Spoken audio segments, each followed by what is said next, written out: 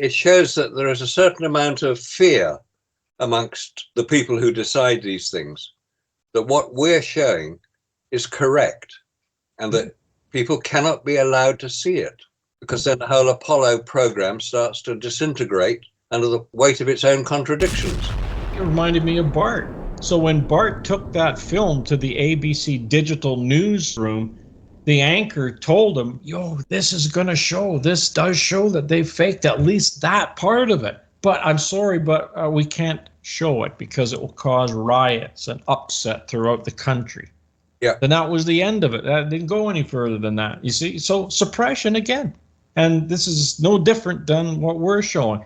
I mean, we're showing LEMs that are inside of the other spacecraft. It's inside the window.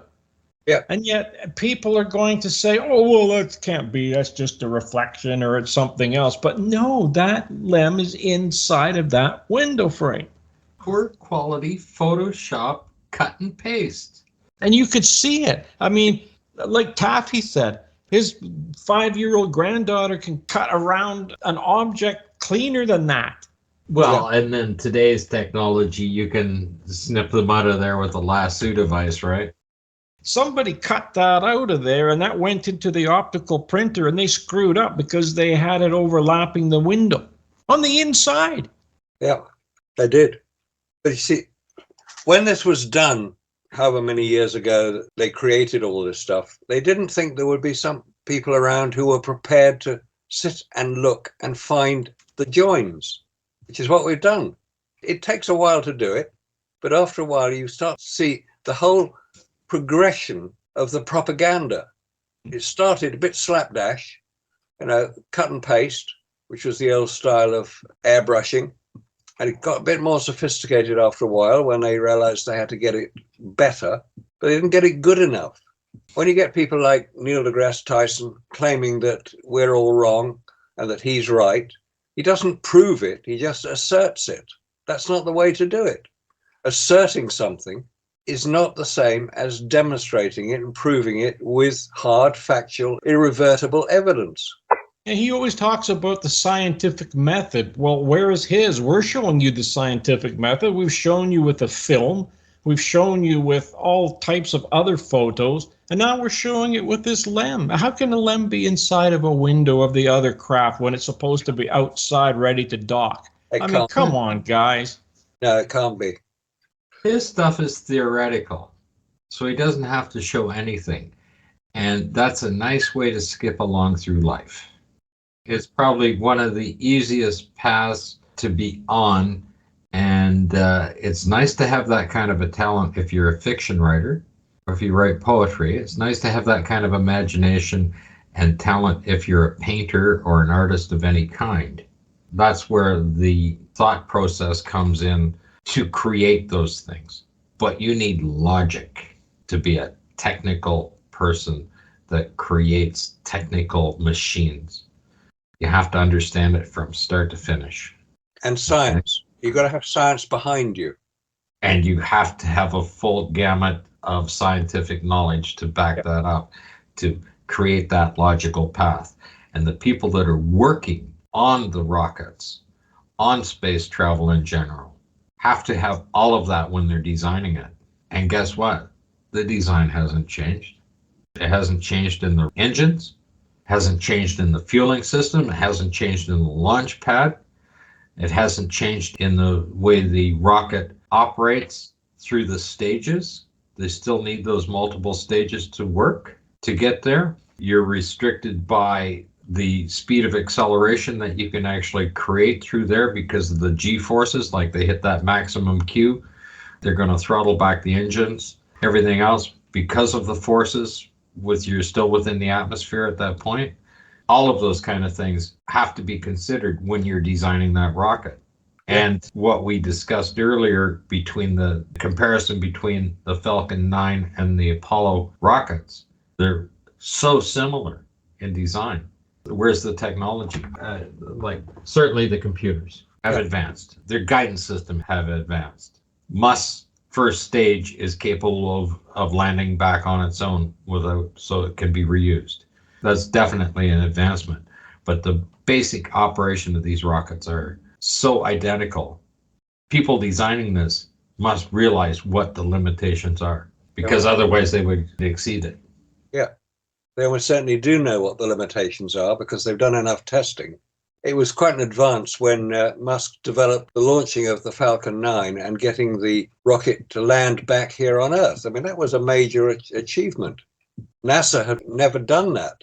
The guidance system and the computer control on them, you got laser targeting, everything else that'll help guide them in, right? All of that stuff is there, and all you need to do is have the fuel and the little retros to push it into place.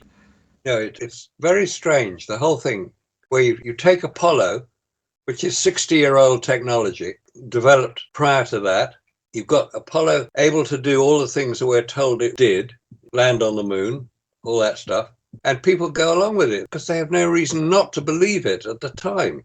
The propaganda was very powerful. It had to be. People had to be convinced of it, and they were convinced of it.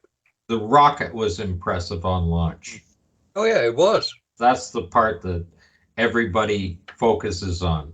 That is a real launch with a real rocket, one of the largest machines ever built at the time. The thing is, they could have even have faked that too, because I've shown that many times in videos, how they're all of a sudden, these guys are out there in the launch watching it all, and then all of a sudden, next scene, whoop, they're inside and the rocket's doing nothing yet. It's a big model.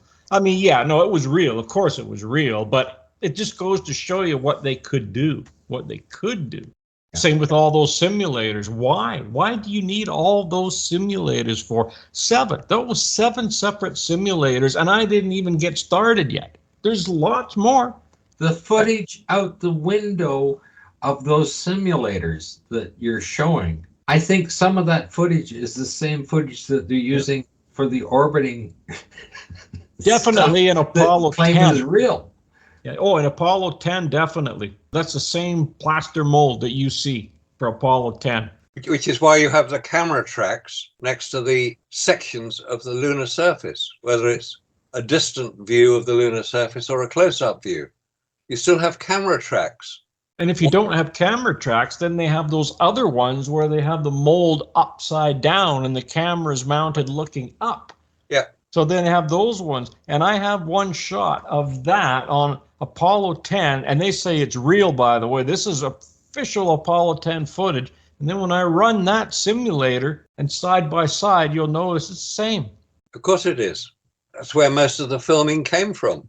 That's probably why they had to keep the molds today, because they have to have those same features that are on those molds. And when they do here's Apollo 11 landing site, they're using that same image that was taken from that mold and put some tracks on it, and the flag and whatever else they want to put on it. And then they can only get so close to it. We talked about today's camera technology. Why can't we get a nice close-up photograph of it? No, they're still using those molds to create that image. So it can't be any better than that. Good luck to anybody trying to reproduce it, because if they did take a close-up of the lunar surface, they're going to find it's going to be quite different than what NASA imagined the surface to look like. They have given us the images of what the lunar surface is supposed to look like, or their interpretation of what the lunar surface is looking like. But when you got 4.5 billion years of cosmic dust down there, no wind, no rain, nothing to push that down, plus impacts, you're not going to see little tiny rocks like a gravel pit anywhere. It's not going to be there, especially where they landed, the Sea of Tranquility. I mean, you can see that from a telescope from Earth, or even a good set of binoculars. You can see the difference in that surface. You can see that the large meteor impact craters, the rim around it, have been completely filled in with dust. And they're saying, oh, well, that's molten lava. I've seen different articles. Oh, well, that's molten. That's just solid rock there. That's how they landed on it. Bullshit. And don't forget there's water within those rims. Oh, well, the water is the latest problem. Pretty soon it's just going to be a ball of water. I mean, eating land. It's actually, you just have little mountain peaks up. Everything is water. Well, maybe they're going to do that. They might have a lunar hockey team. They could have. That's why they got the Canadian astronauts, isn't it? You've got to have a hockey team go to the moon. Oh, yes, sure. You know how the first hockey players from Quebec got to Ontario? Got a breakaway on the St. Lawrence. Well, yeah, no, What's this, I mean, this interesting is, is the PowerPoint presentation up there, and haven't heard a comment about it. yeah, isn't that something, eh? Yeah, and it's all there for people to look at. And what gets me is that you still don't get very many comments about that LEM either, sitting inside of that window frame. No, As a matter of fact, that other guy, that chocolate strawberry, he doesn't even want to bring it up when you ask him. oh, he's made some really strange comment, that boy. Seen some of them. He decided he didn't want to debate me because all of his comments were actually endorsing everything that we were saying. Yeah. And then he put a comment up saying that, oh, well, we've got a very bright future because we're going to have nuclear power. We're going to have planes that fly faster than the speed of sound and some other stuff, right? And I'm going, well, that happened in the 40s and 50s and and even supersonic aircraft were in the 70s, right? Like 50 years ago. We were doing that. I mean, atomic power was demonstrated in 1945. The nuclear power plants were built in the early 60s, right on through. I don't know where he's getting the idea that we're going to have all of these things in the future because we've had them for the last 60, 70 years. Yep, we have. Oh, and he made another comment about our rocket technology and stuff like that. Well, if you look up and see what Musk is actually doing with his rockets to get the power up, he's using a free flow design of the fuel, and they're considered very, very thirsty. So when you're using methane, that's why that rocket sat there for 7 seconds on there without a payload. It's using so much fuel to get that 500,000 foot-pounds on there. And if you read documents, he said you can't even get to space with these because they just run out of fuel. They're so thirsty, they simply can't do that. It's just amazing. And then there's comments on the Merlin engines. Like you can read different articles on the amount of thrust that they're producing. And it's anywhere from 220,000 to 380,000. No, he didn't get that memo. No, but the documents are out there and they're designed to confuse people because every time you read a document on there, but then Musk is saying if you're using methane, I can get 500,000 out of them. Well, good for him. Which is fine, except they're so thirsty you can't get to space with them if you're using methane. Oh, yeah, that's right. That's right, and the articles are there. It doesn't matter what we put up and how we state it. People will find another document that contradicts that, and that's done deliberately. Yeah, because they can't afford to have people showing that there are faults, there are problems. I mean, they've been launching rockets since the 1940s. First rocket up was the V2, the German rocket. It was quite a small one relative to what's being used today. But 1940, I mean, we're talking, 80 years ago? And the engine design is the same. Exactly. It has not changed. Which is why when America found all those V2 rockets lying around, but they hadn't been launched, they shipped them back to White Sands Missile Base and tried to work out how to use them. And they're still trying to do it. There was an interesting interview a couple of days ago. I think it was space.com was doing it. It was a filmed interview saying, well, what's the problem with rockets today? You know, Elon Musk's rockets keep blowing up. Well, the first ones did. And the excuse was that every time you develop a rocket, you've got to test it. And the tests tend to go wrong, which is why some of the early rockets were spectacular fireballs. They just didn't work. And eventually they get it right. Yeah, that's true. That's development. But what we're looking at today is very similar rockets to what was used 80 years ago with the V2 rocket. They're a bit bigger. They go a bit further. But are they any better? Are they the latest development? I mean, we've got the X-37B space plane, that strange little device that nobody knows where it goes, nobody knows what it does, but it's up there for years at a time. Could have gone to Mars in that time and back. Maybe it did. I don't know. Nobody knows. But is that using the same sort of propulsion? No, it's not. It's using ion drive. It's so small, it may not go very fast, but it's using new technology, which is not being discussed. Why is that, I wonder? Why don't people want to talk about it? And I suspect that there are certainly people at NASA now who never knew the Apollo space program because they weren't old enough. Most of the people at NASA now are quite young. They certainly don't know what was being used in the Apollo program. So how do they know what's going to work? They've got to start again. They've got to start right at the beginning because the Apollo record appears to be flawed, appears to be not what it's claimed to be. Because if it was so successful, they could launch all those whacking great Saturn V rockets, get them to the moon, land humans on the moon, and then get them back to Earth again safely. It's a great achievement if that's what happened. But we now know that's not what happened. The whole thing was a fabrication. It was a brilliantly executed propaganda exercise designed to show the superiority of American technology. In that it succeeded brilliantly. Everybody thinks American technology is the best around, except it's not, because they can't get back to the moon. They've been trying for weeks, months, years to get back to the moon. They haven't got there yet. Not with humans, they haven't. Well, the problem is you can start with the heat shields on the re-entry. You can start with the spacesuits. Why do you need to redesign them if the other ones work so well? Exactly. And why use a film production company to do it? And why can't they reproduce an F1 engine? Because they didn't keep the plans. And all the engineers didn't write their notes down properly. So nobody knows what changes were made on the F1 engines. Except when Bezos, so-called, recovered them from the Atlantic, Yep. They rebuilt them and actually test fired them. Of course they could do that if they wanted to, but they don't want to. Yeah, so if they can do that, why don't they actually use them? I don't know. That's interesting. And why try and develop a spacesuit if those zippers work so well in the first ones? Dear, oh dear. Exactly. Right. Why go to a movie studio costume designer and pay them huge amounts of money? It's $3.5 billion, and they still can't develop a suit. And they haven't tested it yet, have they? They haven't put it in a vacuum chamber and tested it. And then, of course, we got people here that comment that seem to know so much about it.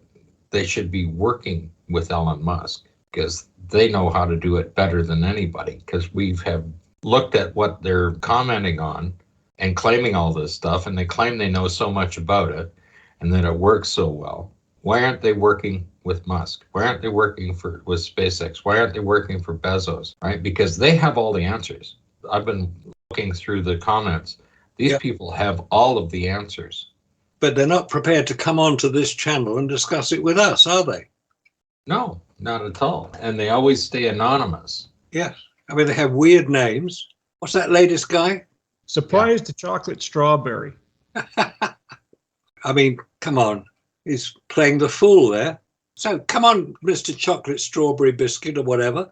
Get on this channel. There's an open invitation for you to come on here and discuss it with us. He's turned us down. Well, of course he has. They all turn us down, don't they? Chocolate strawberry surprise. He says, why don't you guys go over to Neil deGrasse Tyson's channel, Star Talk, and ask him to come on? So guess what I did? I went over there and I left a message for him. And guess what? I never had any email response, and I never will.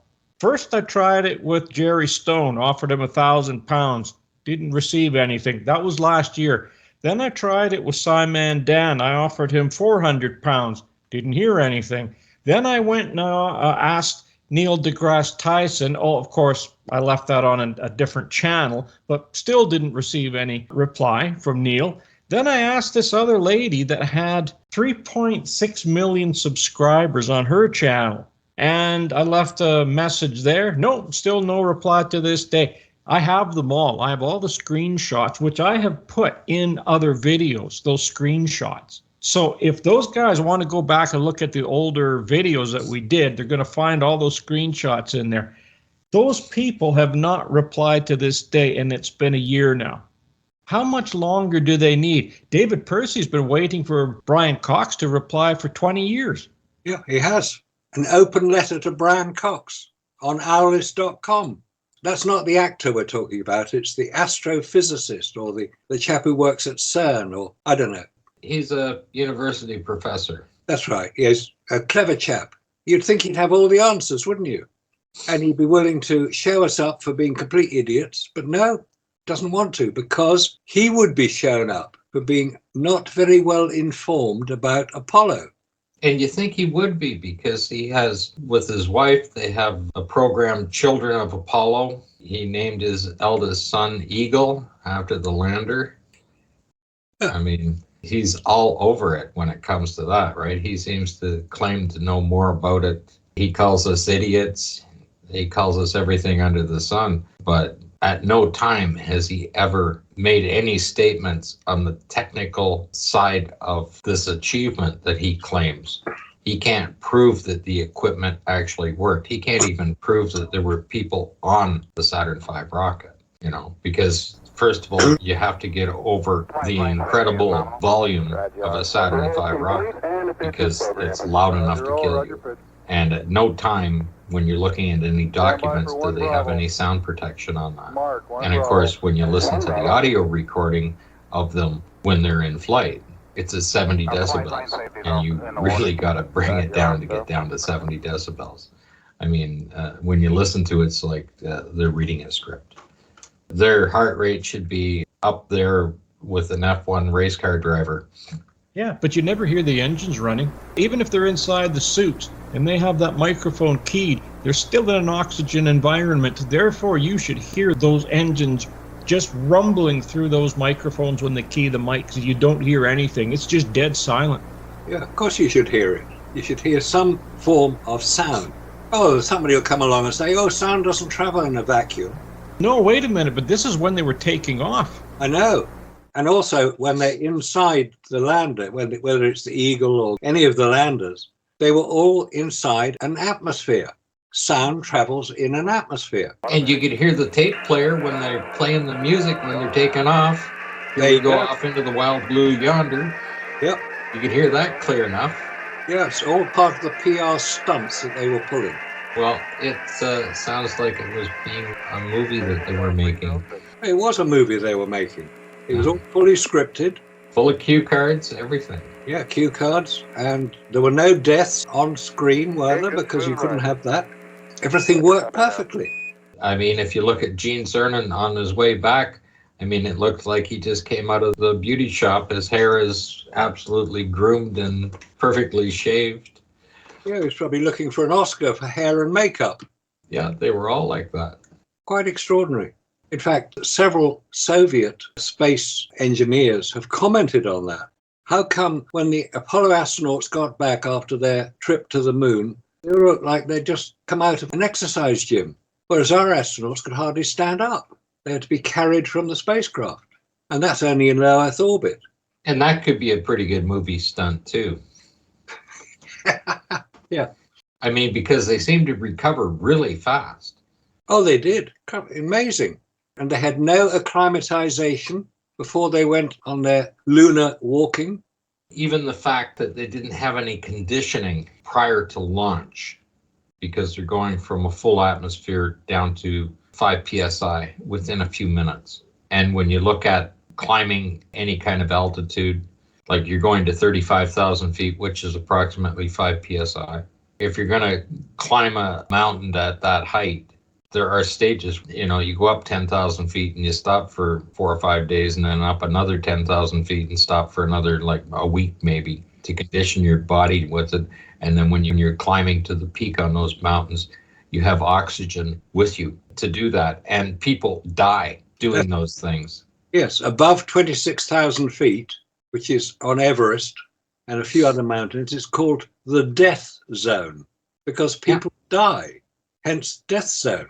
If you're climbing Mount Everest, which is 29,000 feet, about 5 miles, if you're going to climb Mount Everest, you have to acclimatize.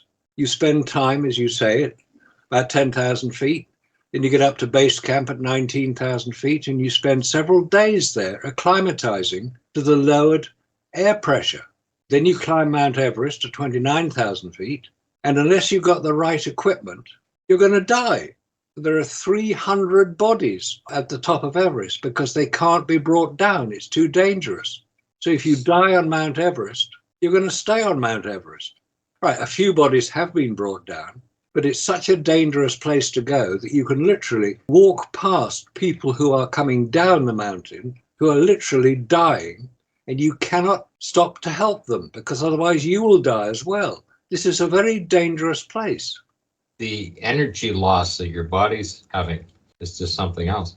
And you realize they can't even go up there with a helicopter to pick them up. Even a jet engine helicopter is, 26,000 feet? That's it. Well, it's just at the start of the death zone. Yeah. And even if they got up that high, they wouldn't be able to lift anything. They're at their limit. Now, the idea that you can then go into an Apollo command module and be pressurized at 5 pounds per square inch, which is the same pressure as the top of Mount Everest, and appear to have no reaction to it at all, is physically ridiculous. And they're doing it within minutes. Yeah. They're going from sea level to that in minutes. And that's where I have a problem with that, because there's no way for the body to adjust. They're going to have altitude sickness. They're going to be throwing up all over the place because of the internal pressure, right? Your vision's going to go off. You're going to have difficulty with that. If you don't have an incredible headache from the amount of pressure that you're getting, because it's almost like being hydrocephalic instantly with that type of pressure. That's why the Soviet craft had atmospheric pressure inside, because they knew the problems that would exist if they didn't. The Soviet cosmonauts started life in a capsule, the same pressure as we have here on Earth. The Apollo astronauts didn't do that.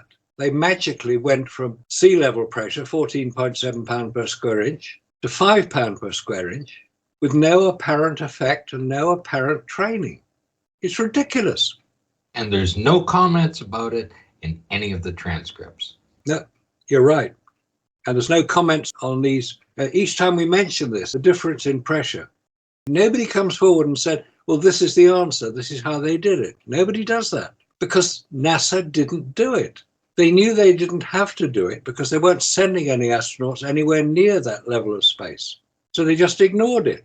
Because they ignored it and they didn't have to deal with it, we now see the fabrication of Apollo for real.